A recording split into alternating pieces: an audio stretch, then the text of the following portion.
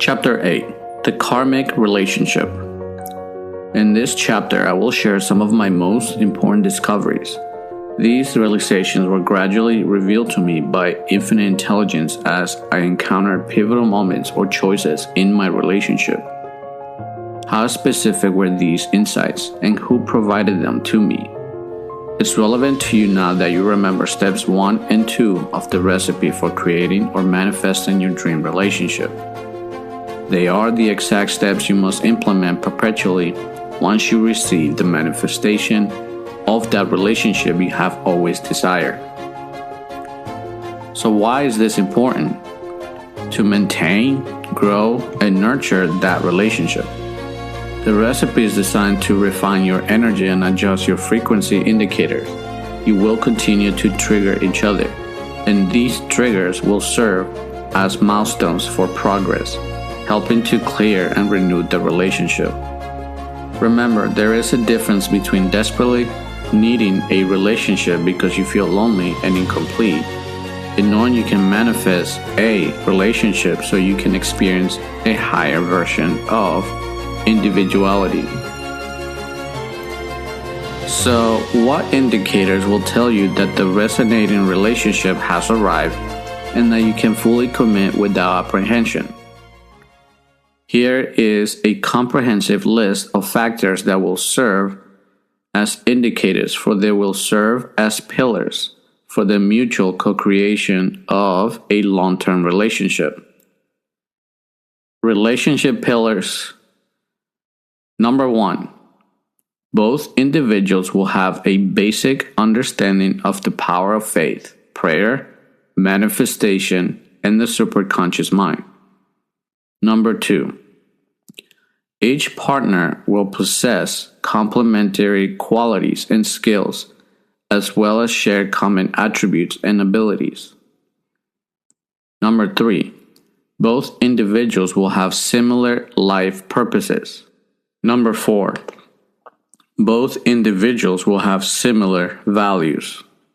Number 5, both individuals will become best friends. Number 6, both individuals will fully recognize the power of words and their creative potential.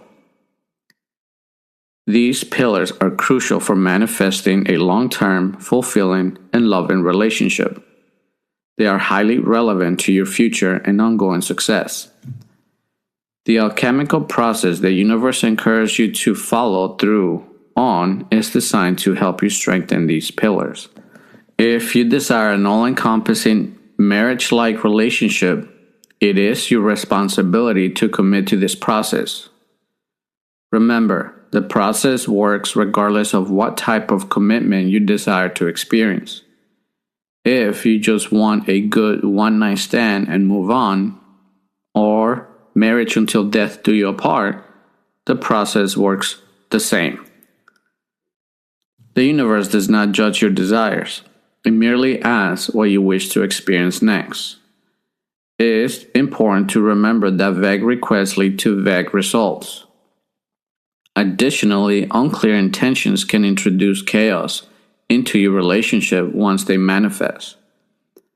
Entropy is real and will cause havoc on relationships that do not adapt beyond superficial, quick-fix interactions. By solidifying your worded definitions of what you desire to experience in a relationship by encompassing expected duration, you build an entropy-resistant space in your field of creation that will endure. Consider that this is how past minds have interpreted how the so-called devil tempts or manipulates. Sayings like, quote-unquote, the devil likes idle hands, or idle minds are the devil's workshop, are true based on the fact that entropy fills the void and the idleness of energy. If your mind is idle, it won't remain neutral. It will be overtaken by the negative energy entropy creates. Nature abhors vacuums and idleness and tends to concentrate negative energy in those empty spaces. Indecision and states of non-definition are breeding grounds for depression, chaos, and for the devil to live in. So I encourage you to be mindful of your decisions and how you relate to romantic relationships. God allows you to experience the consequences of lesser choices so you learn contrast. Relationships characterized by indecision often result in issues with STDs, drugs, and even violence. Indecisiveness will attract like-minded individuals. If you hang out with 5 stupid people, I guarantee you will become number 6. Just as birds of a feather flock together, the universe will reflect the quality of your thoughts. If the quality of your life mirrors the quality of your beliefs about life, then the quality of your relationships will similarly reflect your beliefs about relationships. The pillars are significant to your ability to finally manifest that mind-blowing, loving, long-term relationship. So consider why each pillar is so important. Pillar number 1. Both individuals will have a basic understanding of the power of faith, prayer, manifestation, and the superconscious mind. The reason why both parties must have at least a minimal understanding of the power of faith is that it will be conducive to building entropy-resistant mindsets. In this context, faith is defined not as blind religious dogma, but as quote-unquote the assurance of things hoped for, the evident demonstration of things not seen. Both individuals have creative visions, and their combined thoughts help solidify the energy the creative space offers. The ability of both minds to envision positive outcomes will make the codes and principles programmed in this space hard-coded and difficult to alter. When 2 minds work together, they can more easily and effectively repair any energy leaks or cracks in the pillars and foundation of their shared endeavor. The energy transmitted by 2 minds that understand the power of prayer and faith is more likely to have a positive impact. Both minds can discern when and how to pray for the perpetual success of the relationship. 2 people who understand steps 1 and 2 in the process are more likely to understand and be aware that they don't know what they don't know. Invariably, they recognize that infinite intelligence is aware of the blind spots that need attention in the relationship. They will both understand that the relationship will thrive by visualizing and asking God for His wisdom and understanding. Through faith, both parties in the relationship will know to expect from God the proper knowledge, wisdom, experience, reasoning, and insight necessary for the relationship's growth. Also, consider that this is why most relationships have become completely stagnant. Because if people don't know that their thoughts, words, and spoken beliefs shape their life's experience, then their stagnant state will be overtaken by entropy. With their minds idle and relationships lacking pure definition, entropy will happily fill the void with negative thoughts, words, and actions. This energy will ultimately create massive cognitive dissonance among the parties and dissipate the already failing relationship. Pillar number 2.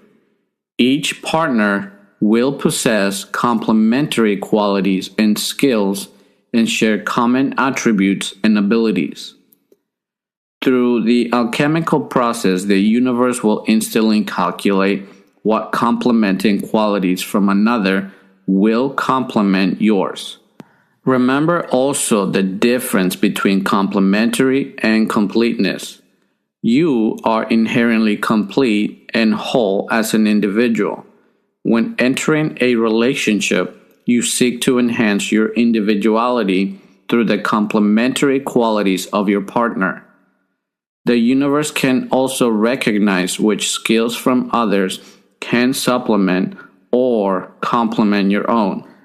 This universal intelligence can predict the potential outcomes of both your life paths together.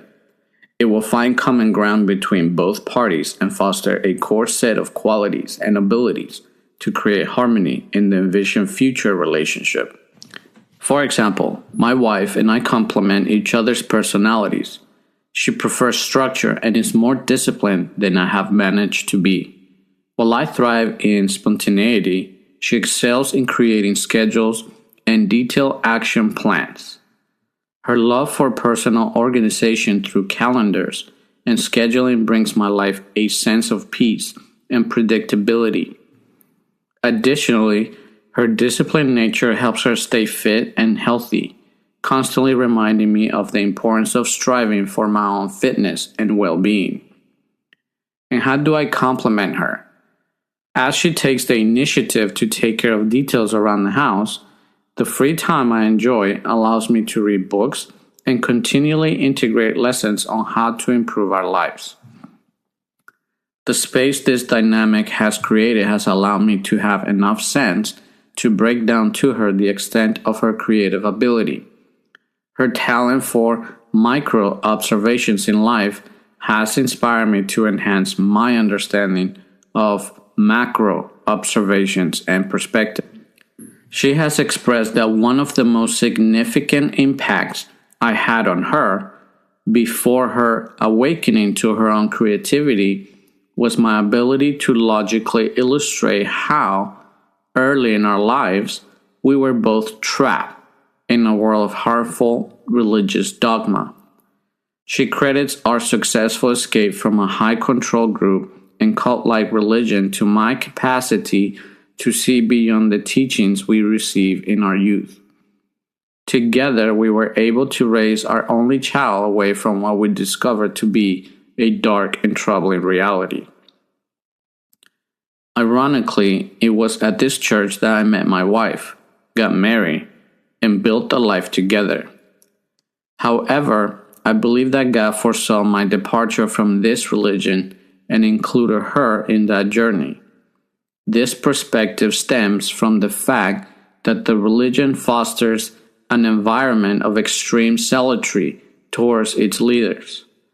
Their subjective teachings and dogmatic beliefs heavily condition members to equate loyalty to their leaders with loyalty to God. As a result, individuals who choose to leave are often viewed as having committed the ultimate betrayal and apostasy. I observed that in this religion, when couples divorce, it typically results in one partner staying while the other leaves completely. When I had my awakening moment, I realized I was going to experience the same consequences. When discussing my internal conflict with my wife as I was preparing to leave the religion, I gave her the option to leave me and remarry if being married to someone in the religion was the most important thing to her. To my surprise, she decided to stay with me without hesitation. From then on, my focus shifted to developing a new philosophy about life that would replace the one we left behind. It would be an understatement to say that we were both experiencing an identity crisis. It became crucial for me to seek out knowledge and wisdom that would truly contribute to building a successful relationship. More importantly, I wanted to ensure that my wife and child were free and clear from harmful religious dogma. It became my mission to ensure our family was protected and we would become a safe haven to each other. Guess what? I had to rely on and use the 5 steps I had ironically learned from the Bible and used to create my relationship with my wife.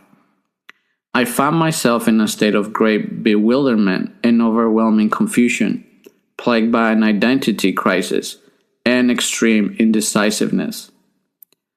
Do you remember what happens to a mind burdened by a lack of identity and indecision? Yes, the chaos severely affected my thought process. However, my core beliefs help sustain me through this difficult time.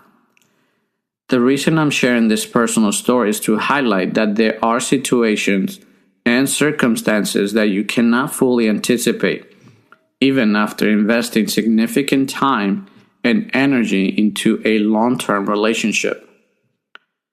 After much retrospective self-reflection, it is clear to me now that we are always doing the best we can with our current knowledge.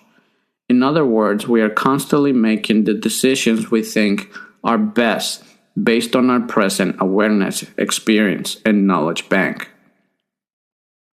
This is why engaging with step 2 in the process is crucial and should be approached with urgency. When you truly grasp this concept, you will consistently seek guidance from the core of infinite intelligence for the knowledge, wisdom, and insights needed to foster growth in the present. Pillar number 3. Both individuals will have similar life purposes and values. Ultimately, a great friendship will be established. This concept is significant and will eventually become clear and automatic. People often try to force relationships due to insecurity and use guilt trips to manipulate others. We cannot compel others to love us by making them feel bad about themselves. Manipulating someone's love can lead to serious consequences. The law of attraction is staunch in making sure frequencies in a space are assimilated. When these frequencies are polarized, it creates a separation. The universe will prompt negative subconscious actions among individuals to establish harmony in frequencies by forcing separation. Think about my dad's story and the kind of person he became to us. I want to clarify that I am not trying to make you hate him with my story, and I will demonstrate this now. Back then, my mother decided to convert into the religion I have now triumphantly left behind. My father did not want to convert since he objectively saw how different it was from the one he knew. Still, my father was not a good dad or provider. The combination of the energy of my father being raised passively as a Catholic and my mother converting into a Jehovah's Witness was a chemical reaction that was going to explode in everyone's faces at some point. My parents' personal and religious beliefs created so much internal dissonance in our space.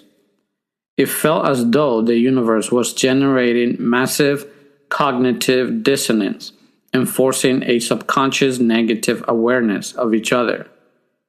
It is like a figurative atomic bomb was about to go off, and eventually it did. As if particles were being forced to split apart, the resulting nuclear reaction caused a painful separation. Can you see how life seems to mirror itself in symbolic ways? This underscores the importance of relying on the infinite intelligence of the universe to determine who is precisely better for you in the long term. If you fail to accurately assess whether you and your close relationship share strong, resilient, and aligned personal values and life convictions, trying to force a connection is like playing with gasoline and fire. You might as well douse everything in gasoline and light the match yourself. Since my parents had become two entirely different people, each gaining a new awareness of themselves about each other, there was no hope for reconciliation or a future relationship. In fact, nature ensured that this was not possible. Via immutable laws of physics, life anticipates individuals' decisions and the frequency modulators of those decisions. Even before contact occurs, it knows to prepare a situation or circumstance that will, in a real sense, punish the conflicting parties. This is how most people attempt to put together relationships. If you fail to define your future relationships with clarity and integrity, you will continue to have vague and superficial connections. Having similar values defined through moral excellence will magnetize you to someone doing the same. My books can help you integrate moral excellence to program your magnetic field with its codes. Doing so can transform your creative space into a positive life force, replacing the negative void of chaos you may keep creating. Pillar number 4. Both individuals will fully recognize the power of words and their creative potential. Ultimately, this alchemical process will become the foundation for your relationship. It must be because the world has changed. It is no longer the same as it was 20 years ago, and it continues to evolve, particularly due to social media and the ways we connect now. As I mentioned at the beginning of this book, there are systems of thought collapsing because they cannot keep up with the rapid dissemination of ideas accessible to the world's population via the internet. More than ever, people have shared perspectives from individuals whose life experiences resonate with their own. Individuals are quickly evolving their thinking by exploring a variety of viewpoints as well. As a result, any social system that established its way of thinking before the rise of social media and the internet is destined to fail with complete certainty. These systems cannot adapt quickly enough to the free flow of information, especially if they rely on data or speech suppression. My own life experience, along with that of many others, testifies to this truth. As an ex-Jehovah's Witness, I have observed that hundreds of thousands have left and have formed online forums to express themselves, many of whom felt stifled by these outdated systems of thought. Systems of thought that insist theirs is the only valid way to live without substantial evidence of their claims will fade under the scrutiny brought by the internet. Religious, political, social, and educational systems that fail to adapt will become bankrupt and die off. Nothing is more effective than the spotlight of social opinion to show with transparency whether these things operate with integrity. Light does not fight darkness, but only dissipates it by shining through it. It has already happened to businesses. Do you remember Blockbuster, the enormous company that was supposedly too big to fail? Their inability to adapt to the rise of streaming services serves as one of the biggest lessons of failing to evolve and adapt. Blockbuster has become a symbol of the lessons learned by businesses worldwide. Consider the numerous industries profoundly impacted by the internet and digital media, such as record franchises, newspapers, magazines, bookstores, travel agencies, directory services, print photography, and traditional retail. Also consider how touchscreen technology has revolutionized the landscape by integrating television, radio, video game consoles, and music playing devices into a single unit. The pace of evolution, driven by lightning-fast technology that is just a virtual button away, is accelerating exponentially. We are struggling to keep up with all of it. Soon, technology will employ mimicry to imitate our biology, allowing our minds to quickly adapt to and integrate all the resources available online. Remember how in the Matrix movie, Trinity requested for the helicopter program to be fully downloaded into her mind, and it happened in an instant? How long will it be until it becomes that easy to integrate technology into our bodies and download a simple data stream that integrates fully into our DNA? Right now, as we speak, these institutions of thought that have contained the minds of the world are now being put into massive question, and they are bleeding members by the millions. And millions more are still passively participating due to the potential for severe consequences including threats of violence or even death. The institution of marriage, particularly the concept of commitment under God's authority with the phrase, quote unquote, until death do us apart, is being critically examined concerning everything I have been discussing in this book. Sorry, not sorry, all you die-hard who are dogmatic, all-black religious book dumpers. And I humbly say that since I was one of them for years, the institution known as religious marriage, defined as such, is dead, or at least temporarily on life support. Will this book be the hammer nailing that last nail in that coffin? Perhaps or perhaps not. Why? Because our understanding is evolving, and the definitions of what it means to grow and develop together are changing. This is because people are becoming more aware of their creative words than ever before. The knowledge and awareness between spoken word and the time like before its physical manifestation is exponentially shrinking. People are drastically changing how they imagine, think, and speak about their experiences in life. It is a lesson never before expanded upon by these old social institutions.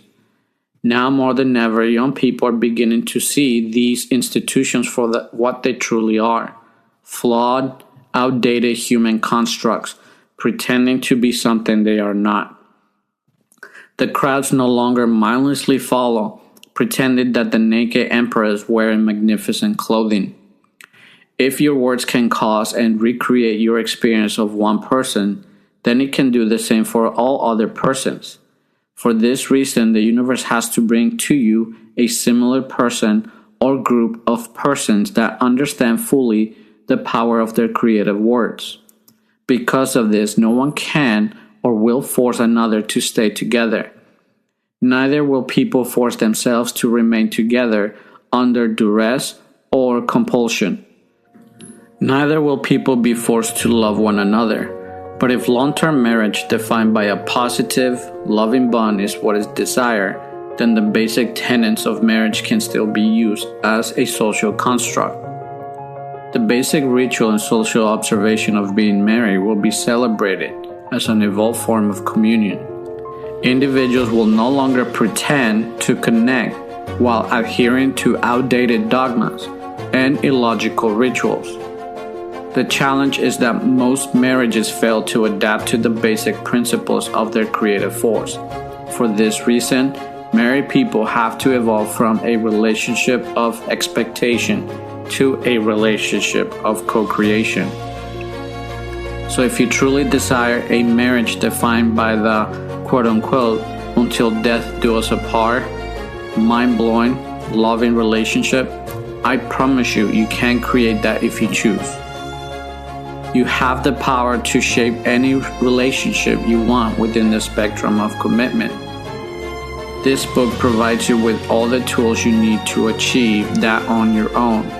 I recommend reading it cover to cover multiple times to fully absorb its lessons. You can draw upon the experiences my wife and I have shared, including everything that has worked and what hasn't, to help you create the outcome you envision for yourself.